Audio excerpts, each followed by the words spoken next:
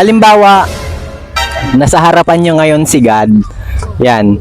Tapos, tatanungin niya kayo, bakit kita papayagang pumasok ng langit? Anong magiging sagot nyo? Deep inside, buhat mo ito. Depende man kay Lord na kung kuhan daw, ato niya kita sa langit ba.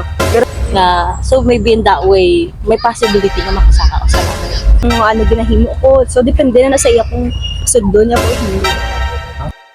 Makapunta ng langit. Tanong mo, Lord. Anong magiging sagot mo? Depende man kay Lord na kung kuhan daw, ato niya kita sa langit ba. Reason, I mean may reason but then hindi ko manan kung ano gid ang right reason or intact reason nga makasaka ko sa langit. But like ang ginahimo ko right now diri sa ibabaw is that like I continue doing good things. So siguro in that way or hindi ko man sure kay syempre hindi ko man na-encounter si God like physically nga ano gid man, but like I do believe in God na so maybe in that way may possibility na makasaka ko sa langit.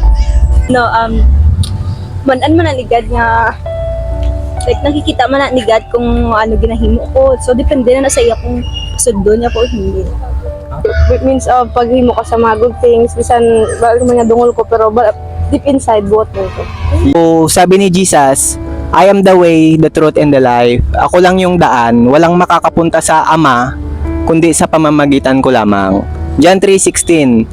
Nagpunta si Jesus, pakamatay. Kung sino mang maniwala sa Kanya, magkakaroon ng buhay na walang hanggan. So, napakasimple lang po ng way of salvation. Yan.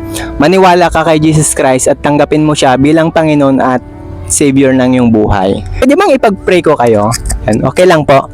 Lord Jesus, patawarin niyo po ako sa lahat ng aking nagawang kasalanan.